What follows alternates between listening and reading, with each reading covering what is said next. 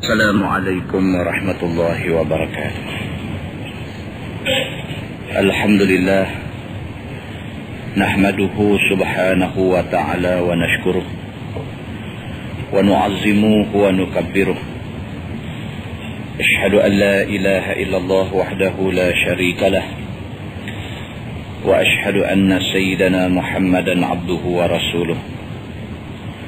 ونصلي ونسلم على هذا النبي الكريم سيدنا وحبيبنا ومولانا محمدا الأمين وعلى آله وأصحابه أجمعين. أما بعد، أيها المؤمنون اتقوا الله، أوصيكم وإياي بتقوى الله، فقد فاز المتقون. Muslimin dan muslimat, mudah-mudahan dirahmati Allah subhanahu wa ta'ala. Kita sampai muka surat 180. Jilid 8, muka surat 180. Masuk yang di bawah tu. Kita masih lagi berada di bawah tajuk Haqqul mar'ah ala zawjiha. Hak isteri terhadap suaminya. Maksudnya kita masih lagi berada di bawah tajuk tanggungjawab suami. Tanggungjawab suami. Masalah dia kata di bawah tu, berbaik-baik dengan isteri dan jariah. Islam suruh kita sebagai orang Islam, sebagai suami, kena baik dengan isteri ni. Jangan perungui, jangan kasar, jangan bengih, jangan bengkiang. Dengan isteri hendaklah kita berbudi bahasa dengan budi bahasa yang tinggi. Kata dia, ketahuilah saudaraku, syarak menyuruh berbaik-baik perjalanan di antara laki isteri dan gundik. Ini zaman dulu orang ada hamba perempuan, jariah, depan ni gundik. Gundik ni sebagai pengulu boleh menggauli perempuan yang menjadi gundik ataupun menjadi hamba jariah ni. Maka dengan depan ni juga kita kena berbudi bahasa yang tinggi. Maka baik perjalanan dengan isteri itu mendatangkan berkat kehidupan. Dia kata, kita kalau ada isteri, kita hidup baik-baik, kita hormat dia, dia hormat kita, rumah tangga berkah. Begitu. Dan menyenangkan hati dan dapat sukacita. Kita tak raplah. Kalau isteri hormat kita, kita hormat dia. Isteri percaya kita, kita percaya dia. Kita tak jadi raplah, kita tak jadi kelang kabut. Baru petang tadi, orang perempuan saya pergi kedai di Tasik Gelugong tu. Kedai jahit. Orang Melayu kita di Tasik Gelugong. Dia panggil orang perempuan saya, Ustazah, mai Ustaz. Dia kata, nak tanya satu soalan, tapi Ustazah jangan marah. Perempuan kita pun, awak nak marah pasal apa pula? Daklah ni soalan ni peribadi sikit. Apa hal pula kata? Ni mereka duk cerita kata Ustaz Samsuri menikah dua, betul ke? Astagfirullahalazim. Siapa cerita? Kata ni orang pupuk ni bakat cerita. Dia kata menikah dua. Tak tahu. Orang perempuan kata setakat saya jadi isteri dia ni tak tahu lagi lah kata menikah dua. Kalau tak betul minta marah saudara. Dia pun tekan minyak kita menyunggit balik nak saudara. Ini pun satu masalah juga. Ni semua nak jadi punca semua ni. Kita duk mengajak bab menikah dua, bukan kita menikah dua, kan? Kawan ni dia main ujung-ujung, kau dengar ujung-ujung telinga, tidur habaq orang pula. Ini masalah, kan? Bukanlah salah menikah dua tu, tapi masyarakat kita ni bila dengar kata menikah dua ni, lagu nak ni lah, kan? Ekor saban nak pindah main ke depan lah dia kata, kan? Baik. Bermula dalil atas suruh yang demikian itu ialah hadis yang dikeluarkan oleh Imam At-Tirmizi. Kata dia, an Amr bin Ahwas radhiyallahu anhu annahu syahida hajjatal wada' ma'a Rasulillah sallallahu alaihi wasallam fahamidallah wa asna alaihi wa zakara wa wa'adha fa zakara fil hadithi qissah. Diriwayatkan daripada seorang sahabat Nabi sallallahu alaihi wasallam yang masyhur, nama dia Amru bin Al-Ahwas radhiyallahu anhu. Katanya bahawasanya telah hadir ia sama-sama Nabi sallallahu alaihi wasallam ke Mekah mengerjakan haji, iaitu pada masa Nabi mengerjakan haji wada'. Ada orang baca wada', ada orang baca wida'. Begitu. Seorang sahabat ni cerita bahawa dia pergi ke Mekah, dia buat haji sama dengan Nabi.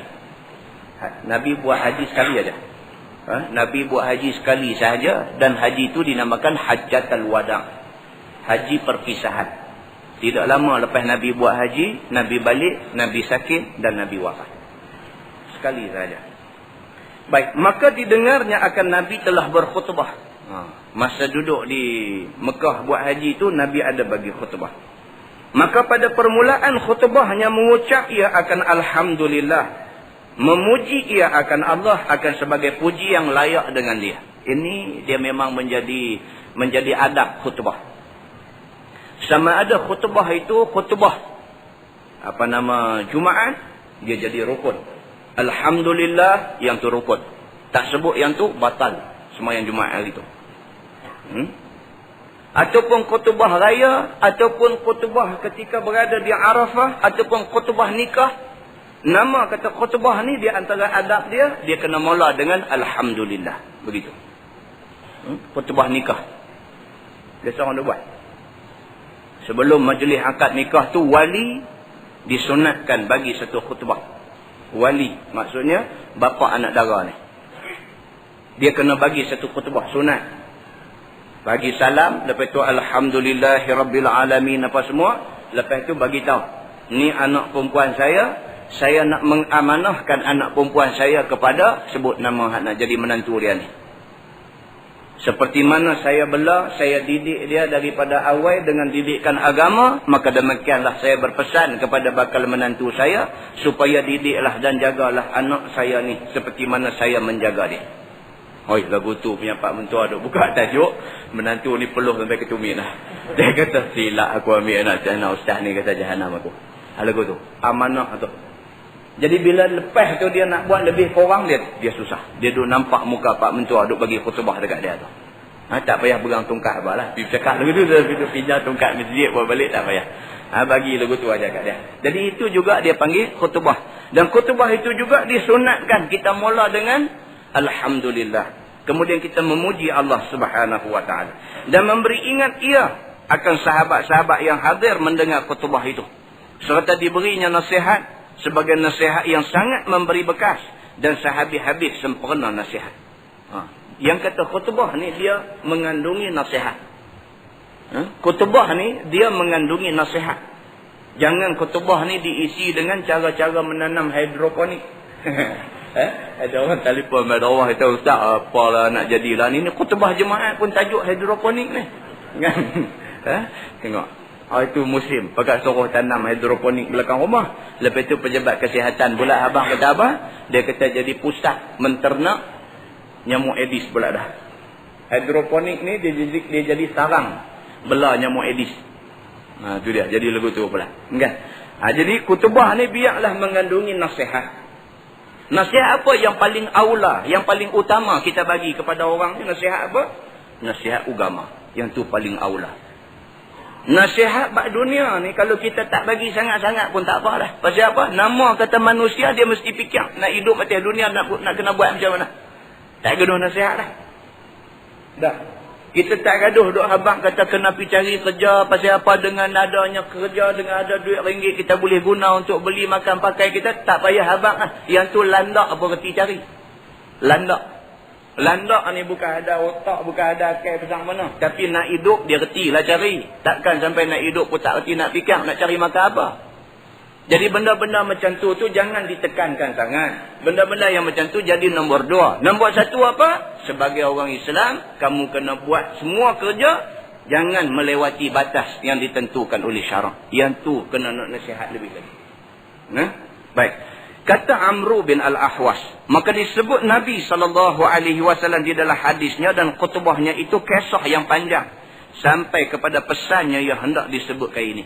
Dia kata kalau nak cerita, khutbah Nabi ni panjang lah. Cuma dia kata dia nak cerita sebahagian daripada yang Nabi cakap tu.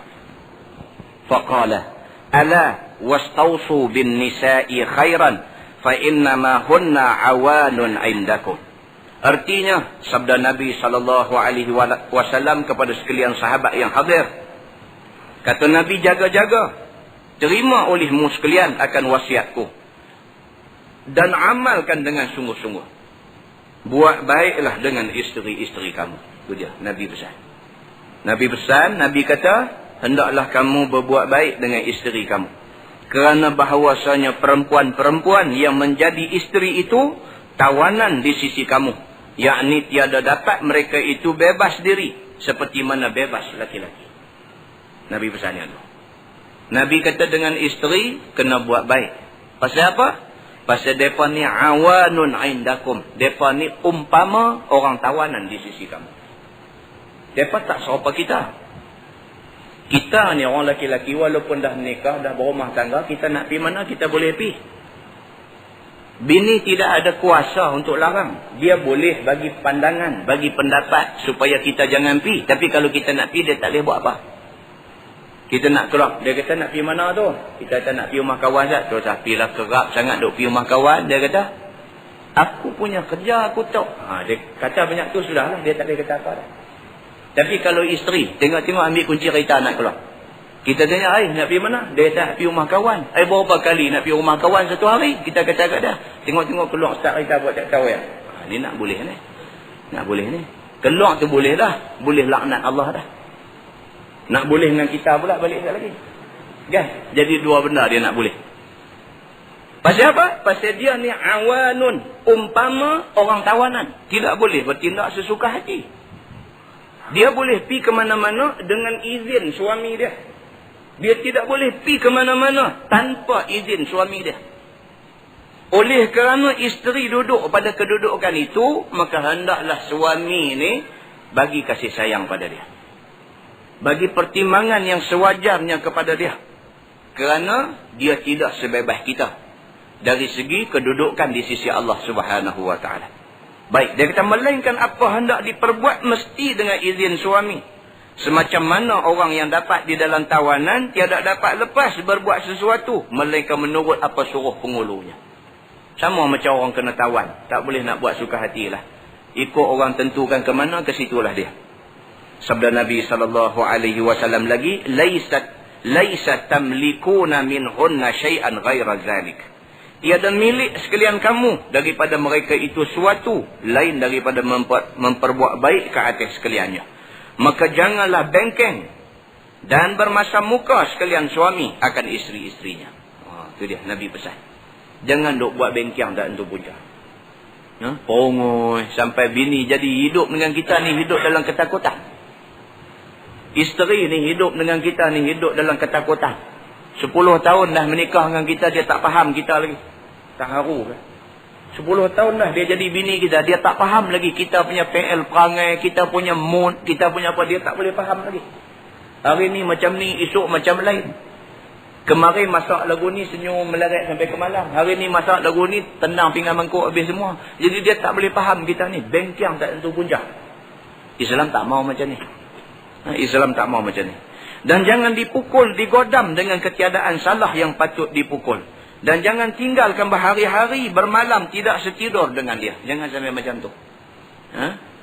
Silap sikit godam. Silap sikit pukul. Apa yang dan lah. Apa yang ada kat tepi itu. Apa yang ada tepi tu tali pinggang bubuh.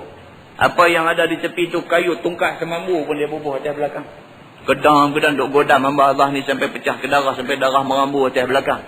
Suami apa macam ni? Bukan lembu kerbau yang duk depan kita tu, yang tu bini kita. Dia susah payah punya duk kendali, duk urus rumah tangga kita. Kita bagi dia dengan kayu, dengan apa ni, apa cerita. Islam tidak suruh macam tu. Ataupun tidak mencukupi akan nafkahnya dan pakaiannya dan tempat tinggalnya. Yang kadar upaya dan sepatut dengan dia. Tak bagi apa yang sepatut dengan dia. Kontrol dia sampai habis-habis punya kontrol. Jangan sampai begitu. Maka semua yang demikian itu jadi meruntuh akan hatinya. Habislah. Dia cukup-cukup runtuh hati dia dengan kita ni. Kecewa dia. Dengan kerana dapat kita jadi suami dia ni. Menyesal dia. Sampai duk menyanyi seorang-seorang dia. Dia kata kalau nak boleh suami kaya tapi menyusah macam ni, baiklah aku menikah dengan orang miskin. Tapi boleh membahagiakan aku. Sampai lagu tu punya duk cakap. Tak mau sampai macam tu. Sabda Nabi SAW. Illa an ya'tina bifahishatin mubayyinah. Melainkan didatang oleh isteri-isteri itu dengan perkara yang tidak baik dan perkara busuk yang terang-terang dikeluarkannya. Melainkan bini ni bini jahat. Melainkan isteri kita ni isteri jahat, isteri curang, isteri yang main kayu tiga, isteri yang ada suami pi berzina dengan orang lain dan sebagainya. Orang-orang macam ni agama Allah Subhanahu Wa Taala pun tidak bela mereka. Memang dia buat salah dan dia patut terima akibat daripada kesalahan yang dia buat.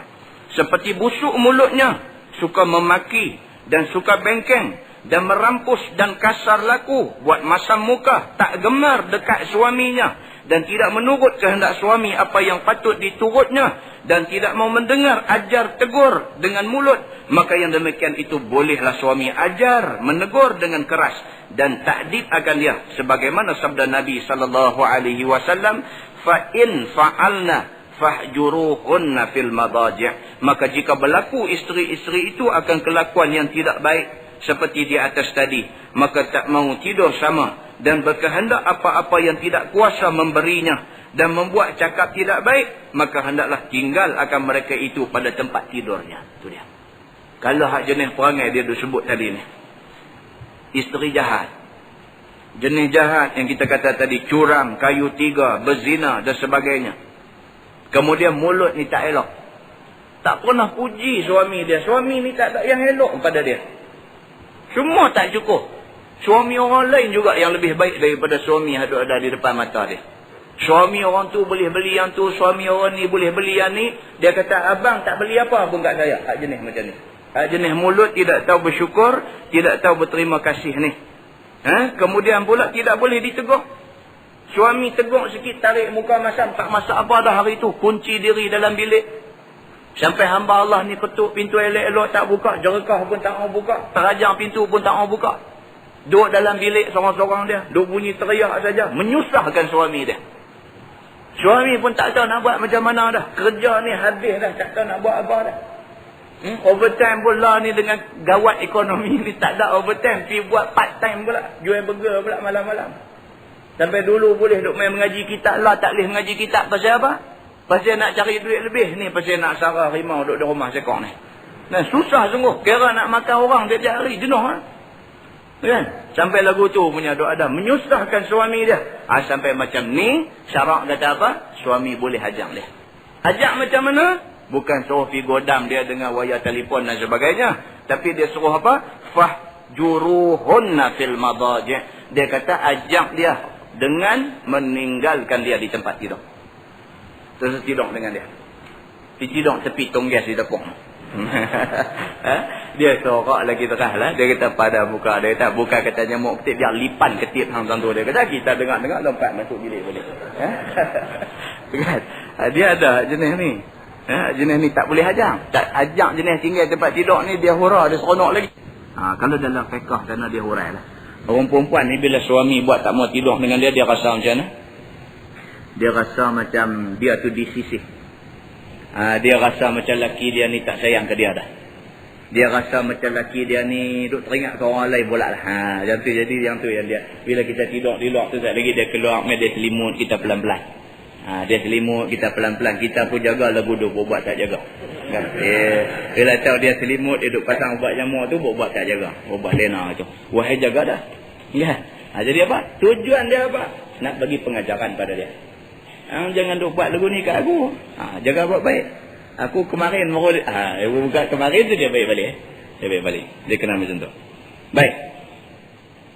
Dia kata akan jadi menunjukkan tak suka akan dia berlaku seperti kelakuan yang diperbuatkan itu. Apa tujuan kita bangkit pergi tidur di lain tu?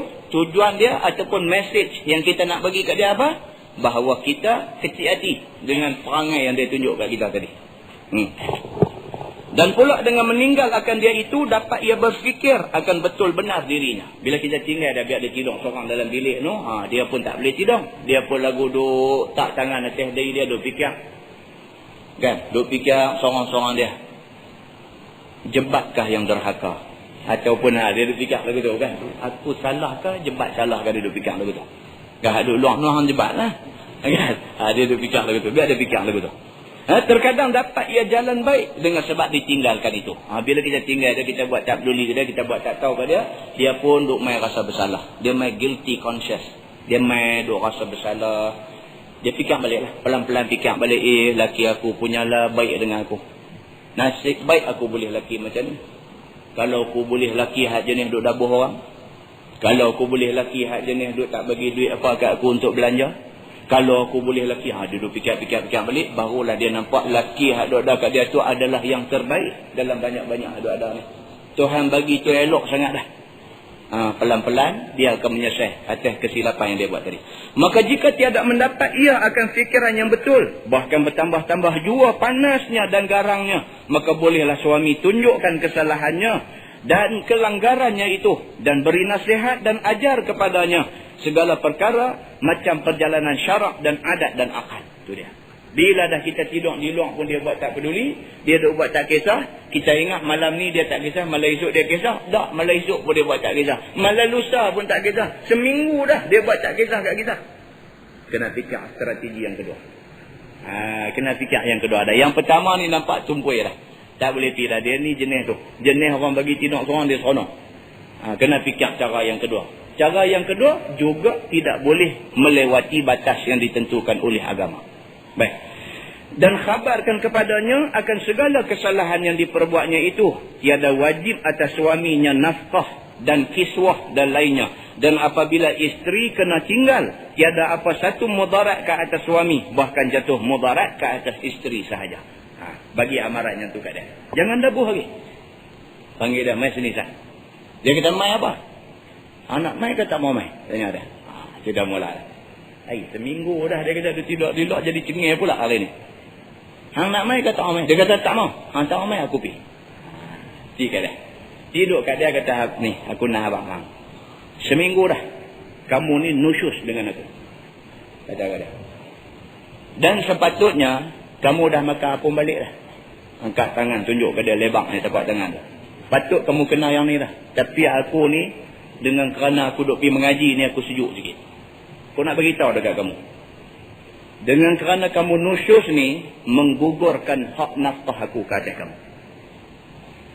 Dengan kerana kamu buat perangai nusyus dan derhaka pada aku ni, kamu tahu dah apa akibat dia? Aku tidak perlu bagi belanja pada kamu. Aku tidak perlu sediakan pakaian untuk kamu. Dan sesungguhnya kamu ni sekarang ni sedang berada di dalam laknat Allah Subhanahu wa ta'ala. Yang tu. Kalau kamu nak buat keras kepala juga lagi, aku boleh tinggalkan kamu. Itu dianggap lapas serai dah? Dah. Itu bukan lapas serai. Kalau sekiranya kamu nak terus dengan perangai kamu ni, perangai sombong, tidak mau dengar nasihat ni, aku boleh tinggalkan kamu. Kamu ingat baik-baik, kalau aku tinggalkan kamu, yang susah kamu, bukan aku. Bagitahu kan dia. Kalau aku tinggalkan kamu, yang susah kamu, bukan aku. Aku tak susah apa. Kamu ingat baik-baik. Jangan paksa aku pergi sampai ke peringkat tu. Kata dia. Orang perempuan bila dia dengar lagu ni, dia cakap, dia pun susah lah. Macam ni susah. Dia tak lagi dia kata, Allah, orang melawak sikit pun tak boleh. Melawak apa namanya? Bukan melawak seminggu dah ni habis dah. Tangan kaki nyamuk ketik ni melawak lagi. Kata dah. Dia tahu melawak aja, kan? Tu nak baik balik. Lah tu bila dia kata melawak tu nak baik balik. Begitu cara yang agama suruh. Syarak suruh kita kata macam tu. Biar kita bagi dia fikir benda-benda macam ni. Pasal apa? Pasal benda-benda macam ni sememangnya manusia boleh fikir dan boleh ambil akibat. Dia kata seelok-eloknya mengajar isteri yang bantah dan yang derhaka itu, jangan dengan pukul dan godang dan gocoh tampak ke atasnya. Bahkan biarlah berhalus dan nasihat yang menunjukkan kasih sayang. Jangan cepat sangat. Silap sikit, pang, naik ke muka. Dan silap sikit, kena rajang bubuh di atas belakang. Tak mau macam tu. Yang tu kira last lah. Last. Kira kalau Acik boleh, tak usah pakai langsung. Yang tu. Pakai jenis macam ni dulu. Jenis nasihat. Bagi tahu kata kita ni duk sayang dia lagi, tapi perangai dia ni menyebabkan kita tak suka kat dia dan sebagainya. Biar macam tu dulu. Dan boleh pujuk cumbu pada tempat-tempatnya dan memberitahukan celaka. Apa ni? Berungking dia kata. Apa benda pula dah. Dan memberitahukan celaka, bantah dan bersakit-sakit hati itu. Itu maksudnya. Bagi tahu kat dia akibat yang akan menimpa dia kerana dia bantah dan dia bagi kita sakit hati ni. Tiadalah jadi mengekalkan persatuan dua laki isteri. Sikap hang ni boleh menyebabkan kita ni bercerai-berai. Jaga baik-baik. Tengok muka anak-anak, kata dia. Tengok muka anak-anak ni. Hang sanggup? Dia pun melengong-melengong, masuk pipi cak tak biar fikir. Apabila tiada didengar juga ajar dan nasihat yang baik itu dengan berhalus dan berkasar, bahkan nampak mau dengan pukul pula, maka bolehlah dipukul akan dia sebagaimana pukul yang disuruh oleh Nabi SAW dengan sabdanya, wadribuhunna darban ghaira mubarrih, dan pukul olehmu akan isteri itu sebagai pukul yang tiada membinasakan. Boleh pukul. Pukul jangan sampai pukul yang merosakkan dia, membinasakan dia. Seperti tiada memukul sampai luka dan garis, itu calak lah tu, dan bengkak dan sakit sehabis-habis sakit sebagai memukul abdi. Jangan sampai macam tu. Pukul ni pukul bagi dia terkejut aja. Dia tak sangka kita nak pukul dia. Pasal apa? Pasal selama ni pun kita menikah dengan dia dah berbelas tahun dah, 20 tahun dah. Sekali pun tangan kita tak pernah singgah di pipi dia. Tak pernah pun. Dan kita pun daripada hari akad nikah, nak nikah dengan dia dulu, tidak ada ingat dalam hati satu hari aku nak pukul dia ni. Tak pernah ingat macam tu. Bahkan yang kita ingat apa? Nak hidup elok-elok, biarlah bercerai. Kita ni bercerai mati. Itu yang kita duk ingat. Dan kita mengharapkan sesuatu yang kekal, sesuatu yang elok. Tiba-tiba buatan dia ni jadi macam ni, buat perangai macam ni dan sebagainya. Dan kita pun dah ikut dah step yang dikehendaki oleh agama. Langkah-langkah tu kita ikut dah. Kita start dengan tak setiduk dengan dia. Kemudian nampak tak jadi. Kita start nasihat dia cara lembut, tak jadi. Kita nasihat dia cara cengeng, tak jadi juga. Sampai tidak ada pilihan dah. Melainkan kita pang bagi dia sekali. Pang tu tujuan dia apa? Nak bagi dia terkejut. Abang pukul saya lah. Pukul lah. Hantar gerak lagi. Mau sebiji lagi. Kata-kata. Mak saya, ayah saya pun tak nak pukul saya. Apa saya tu aku pukul hang? Kata-kata. Baru dia terkejut. Aku pukul hang ni bukan pukul nak bunuh hang. Pukul nak bagi hang sedar. Pasal hang ni tak sedar ke diri. Kata-kata. Dia pergi kata. Dia teriak-teriak apa sah? Dia pergi kata. Tengok macam mana nak jadi. Kata Qisqallani. Yang lebih eloknya, jangan diajar isteri itu dengan pukul. Dia kata, tapi apa pun, seberapa daya eloklah. Jangan sampai pukul. Nah, dia ada dalam hadis Nabi. Ada dalam hadis Nabi. Nabi SAW bagi ingat tentang bab pukul ini. Pukul ini dia ada tempat-tempat dia.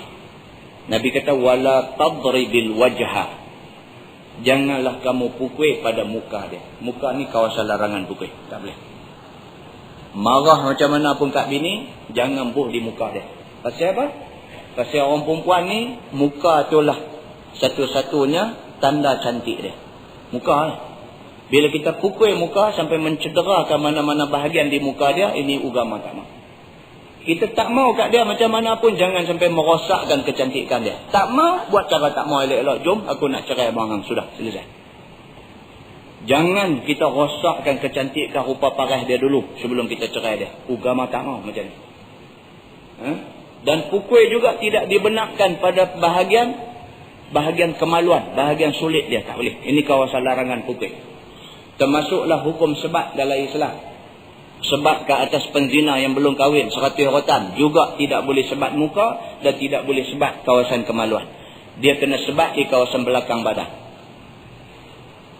Demikian juga pukul bagi kesalahan tuduh orang perempuan baik melakukan zina. Tidak boleh sebat muka, tidak boleh sebat. Cerita kawasan-kawasan ni kawasan larangan, tidak boleh pukul. Pasal apa? Dia boleh membawa akibat, membawa sesuatu yang terlalu memudaratkan bagi dia. Jangan macam tu. Jadi pukul ni, biarlah pukul sekadar untuk memberi ingat. Tabuh hati belakang dia sekali misalnya. Tengah dia duduk makan durian, tabuh. Biar terlucut keluar biji durian tu. Baru hang tahu kata. Lagu tu. Jangan tabuh tempat-tempat yang tak boleh. Sesungguhnya mengajar kekasih seperti isteri dengan memukul itu tiadalah layak bagi orang yang ada mempunyai timbang rasa. Dan tidak layak bagi orang yang mempunyai belas kesian dan orang yang dhaif. Tak bolehlah. kita pukul bini ni tak boleh macam tu. Pasal apa? Pasal dia orang yang daif. Dan cara kita pukul ni menunjukkan kita manusia yang tak ada timbang rasa. Tak mahu. Maka perempuan itu satu makhluk yang telah dijadikan Allah ke atasnya bersifat daif pada akalnya dan tubuh badannya. Istimewa pula isteri yang selalu beranak dan memelihara anak.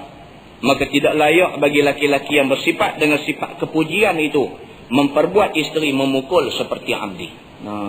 Lebih-lebih lagi lah. Bini yang tiap-tiap tahun beranak. Tiap-tiap tahun produce anak dekat dia. Kan? Duk dabuh pula hamba Allah tu. Dah lah hamba Allah tu susah payah mengandung anak ke dia. Lahirkan anak untuk dia. Kemudian dengan dia ni haru-hara punya manusia. Tak ingat rumah tangga. Bini tu sudahlah anak banyak. Bangkit pukul 3 pagi. Bukan nak tengok Piala Dunia. Bangkit pukul 3 pagi. Buat cucuk badak. Buat karipan. Pukul 6 pagi. Galah bakui. Pergi tinggal cucuk di kedai. Tak lagi laki habis kerja. Balik singgah ambil duit komisen di kedai. Singgah ambil duit. Jual cucuk tu ambil di kedai. Bini bangkit pukul 3. Uli tepung uli apa. Dia duduk tidur lena. Bini buat cucuk, buat apa-apa semua. Pukul 6 pagi, bini bawa bakui. Keluar pergi letak di kedai apa semua. Laki pergi kutip duit aja. Ada tak ada laki macam ni? Awak tak ada. Awak tak ada. Berapa ramai hak jenis macam ni? Oh, sakit. Ni nak beritahu orang perempuan ni. Balik buat sujud syukur. Boleh laki hak tak macam tu. Bukan kita tak tahu, adik-beradik kita, kawan kenalan kita, jiran tetangga kita, orang yang kita pernah kenal dulu ataupun baru-baru ni kita kenal, bukan kita tak tahu. Yang perempuan hidup kena dera macam tu, bukan kita tak tahu. Laki ni masjid, insya-Allah ya tu. Masjid insya-Allah, semayang di masjid apa semua lagu tu lagu ni, kerja tak ada. Duk perah bini suruh buat kerja. Bini buat cucuk jual buat apa, duit dia pergi ambil. Dia kontrol semua. Belanja apa semua dia duk pegang. Duit tu atas titik peluh bini. Dia pergi duk ambil manfaat. Bini nak buat apa? Tak boleh buat apa. Silap sikit dia dabuh lagi bini dia. Lagu ni punya laki berlambak duk ada dalam dunia ni. Berlambak laki hak macam ni. Bini nak cakap ni tak boleh langsung. Cakap ya pang naik di pipi. Esok dia tanya, pasal apa aku nak pergi ambil duit tadi, mereka kata hang tak buat cucuk orang ni. Baru tahu kata bini tak buat cucuk. Bini dia kata berasa macam nak demam. Merak dia kata sikit-sikit nak demam. Tu dia lagu tu punya doa dah. Bini tu daripada badan sedap makin duk kurus sampai habis umur dalam keadaan susah menderita. Pasal apa? Pasal kerja buat laki hak perangai setan ni. Berapa ramai suami macam ni dalam dunia kita ni. Dalam kampung kita, dalam daerah kita, dalam negeri kita, dalam negara kita. Berapa ramai lelaki hak macam ni. Yang mendera isteri. Yang makan hasil titik peluh bini ni. Berapa ramai.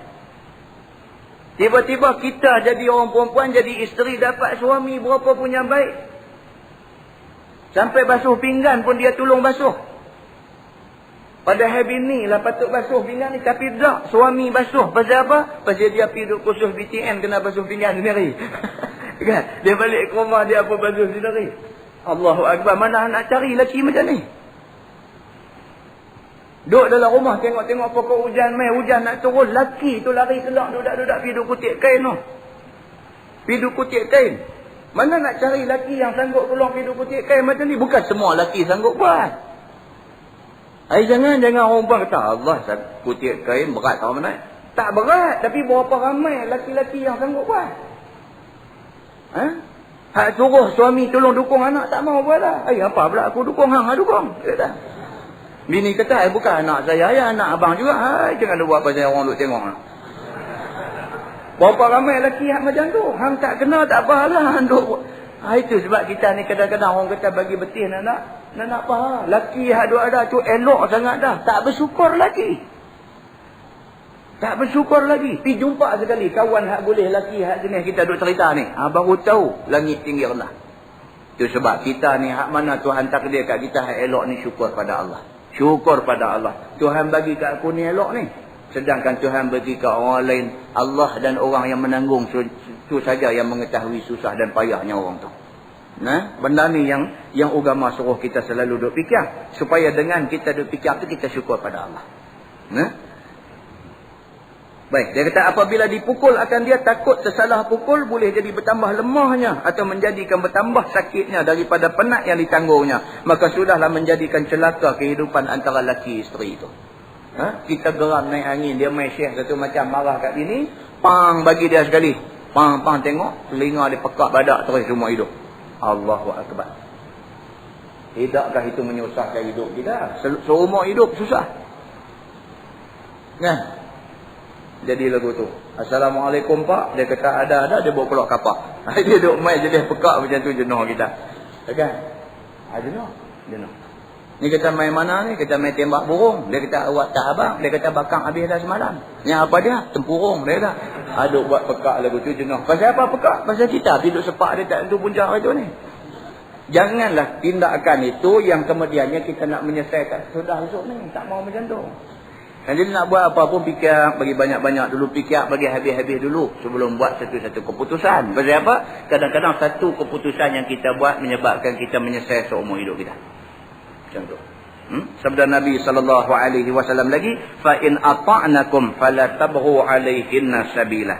Maka jika taat isteri itu akan sekalian kamu wahai suami, sekira-kira tiada bantah isteri itu, bahkan menurut apa suruh dan menjauhkan apa tegahmu dan tiada memperbuat apa kebencianmu, maka janganlah zalim sekalian kamu wahai suami ke atas isteri itu akan satu jalan sekalipun. Ini suami pula ditakdirkan Allah boleh bini ni, Allahu akbar, punya baik ni Allah yang mengetahui. Baik taat cakap kita ni. Kita kata lagu tu lah, orang lain mai kata lagu mana pun dia tak pakai, pasal suami dia kata lagu tu. Taat ke kita ni Allah saja yang mengetahui. Dah boleh isteri yang taat macam ni, dia kata fala tabghu 'alaihinna sabila. Jangan tidur cari jalan nak jadi gaduh dengan dia. Tak mau. Hak dua ada kat kita tu dah cukup baik dah, cukup taat, cukup patuh, cukup dah menjaga kita, menghormati keluarga kita, cukup bagus dah. Harta kita, harta dia pun bagi kat kita. Macam tu punya duit dah. Ada isteri yang kerja, duit ringgit dia bagi kat suami dia. Walhal itu duit dia, kita tak boleh ambil. Duit kita lagi kita nak kena bagi kat dia untuk buat belanja rumah. Tiba-tiba ada duit gaji dia bagi mai kat kita. Macam tu punya duit dah. Korban ni Allah Ta'ala yang mengetahui, tak pernah ungkit sepatah pun. Sepatah pun tak pernah ungkit. Kot-kot lah dia nak kata. Dia nak kata abang, dia kata duk belanja makan di rumah ni duit gaji saya. Tak pernah sebut benda tu. Walhal kalau dia sebut, tercabar kita. Tak pernah sebut benda tu. Punya taat, punya bagus, punya beradab, punya bersopan, punya berakhlak, punya hormat kita. Tiba-tiba kita pula tak hati nak menilai kejujuran dan pengorbanan dia dekat kita. Duk cari jalan nak jadi punca bergaduh dengan dia. Ini, yang ni dia tak mau semua ni. Yakni janganlah buat besar kepala dan buat sombong, tidak timbang rasa dan tidak fikir baik ke atas isteri-isteri itu. Iaitu masakan mereka itu telah menurut kata. Sudahlah tiada hiraukan penat lelahnya dan senang susahnya dan sakit segarnya, ataupun tiada boleh berhenti lelahnya pun, dan dimarah dengan sebab terlewat sedikit dengan tangking herdik, maka sekalian yang demikian itu zalim jua namanya. Itu dia. Punya banyaklah penat lelah susah payah dia dekat kita, taat dekat kita ni, percaya ke kita ni, solid kepercayaan dia dekat kita. Tak usah siapa mai duk fitnah, duk habang apa tak elok kat kita lah. Tak usah kata apalah, suami dia yang betul, orang yang cerita ni tak betul. Punya baik macam tu, tiba-tiba kita pergi duk cari pasal dengan dia. Silap sikit aja jadi punca sampai besar lebih pada apa lagi. Silap sikit aja. Pasal apa? Pasal kita pesan suruh buat macam ni, balik-balik dia tak buat. Yang tu saja jadi punca marah, mengamuk, ungkit habis segala kebaikan yang kita buat selama ni.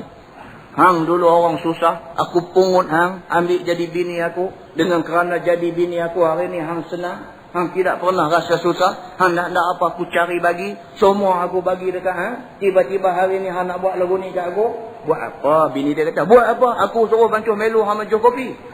Sikit punya pasal. Ungkit habis tu. Dikutip di kampung mana bini ni orang susah, mak pak hang miskin. Habis ungkit habis, marah kata ni suruh bancuh yang lain, bancuh yang lain. Apa ni sampai macam tu tak mau lah. Dia kata benda yang sikit tu kita nak jadi pasal, yang demikian itu zalim jua namanya. Zalim macam tu. Sabda Nabi SAW lagi, ala wa inna lakum ala nisaikum haqqa. Tidakkah sudah ada ditentukan oleh syarak bahawasanya bagi sekalian kamu wahai suami ada hak atas isteri sekalian kamu. Maka apabila isteri-isteri kamu telah menyempurnakan hak di atas sekalian kamu, maka janganlah melampau sempadan daripada yang ditentukan oleh syarak itu. Orang perempuan dia ada tanggungjawab dekat kita. Selagi mana dia menunaikan tanggungjawab dekat kita, sudah. Jangan duk buat pasal dengan dia. Apa yang menjadi tanggungjawab dia, dia buat. Sudah. Hak ekstra punya kerja, jangan kita duk jadi pasal. Macam orang gaji di rumah kita lah. Orang gaji. Kita suami isteri kerja. Susah lah kalau tak ada orang gaji ni, susah dengan anak siapa nak kelola, dengan rumah, dengan kain baju basuh, nak jemuk, nak lipat, nak setrika baju tu semua tu nak kena ada orang bantu. Kalau tidak, suami isteri kerja tak ada buat semua benda tu. Bila orang main di rumah ni, nanti sat duk bunyi dalam rumah ni, sebab duk angkat kain nak sorok dalam bilik.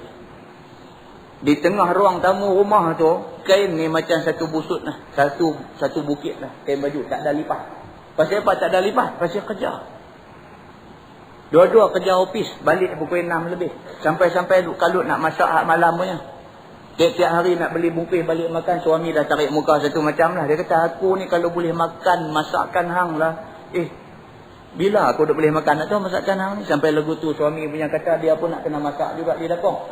Nak masak ni yang kain baju tak ada lipat. Tu dia setambun kain baju. Bila orang mai di rumah ya, Assalamualaikum. Waalaikumsalam. Ni 2 kutip kain baju. Kutip pergi lempak dalam bilik. Susahlah cari orang gaji mai. Cari orang gaji ni dengan perjanjian awal dulu satu je. Mai tolong jaga budak aja. Tolong jaga budak. Masak apa semua tak gaduh. Tak apa. Kita masak sendiri. Hang tolong jaga budak. Hang tolong kelola apa hal-hal rumah lebih kurang basuh kain kutip, kain lipat, kain yang tu aja kerja hang. Janji macam tu. Tapi bila mai orang gaji mesti ada dia buat niat tu je. Taklah dia buat semua lah. Dia buat semua lah. Kita jadi pemaisuri lah. Jadi tuan puteri lah. Duk tidur golek kiri kanan lah. Semua kawan tu buat semua. Tak boleh lah macam tu. Tak boleh lah macam tu. Walaupun kita bayar gaji ke dia, tapi tak boleh macam tu. Kita kena ada adab. Walaupun dia duk lipat, apa salahnya kita pergi duduk sekali dengan dia, tolong lipat sekali dengan dia. Tak ada apa. Nak tunjuk kata kita menghormati dan menghargai pertolongan daripada kita. Kalau dia tak ada, kita susah. Bila dia ada, dia tolong kita banyak. Tunjuk macam tu. Kan? Yang ni bagi tahu. Sebab kita ni suami. Selalu ada jadi masalah dengan orang kerja di rumah ni, orang perempuan. Orang lelaki-lelaki dia tak ada masalah. Orang perempuan yang jadi masalah. Jadi suami ni perlu mengambil tanggungjawab tu. Tolong nasihat isteri ni. Kalau nampak dia lagu duduk tengok televisyen saja sama dengan kita bagilah satu pendapat. Kata kat dia, pergi masuk tolong lipat baju dengan dia. Kalau dia nak tengok televisyen juga, buat keluar baju, main lipat dengan kau tu di depan televisyen ni. Saja. Bagi satu pendapat dekat dia. Pasal apa? Pasal yang tu agama suruh. Sikap nak membuli orang ni agama tak mau. Nak take advantage atas orang ni agama tak mau. Orang tu buat baik kat kita, kita nak take advantage atas dia. Tak boleh. Agama tak mau macam tu. Biar kita ni dalam apa hal pun nampak kita jujur. Nampak kita ikhlas. Nampak kita amanah dalam apa benda pun. Barulah jadi kita ni beramal dengan Islam yang sebenarnya. Kemudian sabda Nabi, walinisaikum alaikum haqqa. Dan begitu juga ada bagi isteri sekalian kamu hak yang pasti sekalian kamu sempurnakan dia. Janganlah pula sekalian kamu peringan-ringankan pada menyempurnakan hak itu. Maka janganlah sekiranya tidak sekalian kamu sempurnakan hak bagi perempuan itu, di manalah bahagia kehidupan dua laki isteri. Dan bagaimana dapat jalan untuk berkasih-kasihan. Dia kata. Itu dia. Serupalah. Bukan kata suami ada tanggungjawab, isteri juga ada tanggungjawab. So masing-masing jagalah tanggungjawab yang diberikan oleh Allah Subhanahu Wa Taala pada masing-masing itu. Wallahu a'lam. Lepas ini kita masuk, kita sambung hadis tu. Sampai tang fa amma haqquhum ala nisaikum fala yuta'na furushakum man takrahuna. Wallahu a'lam.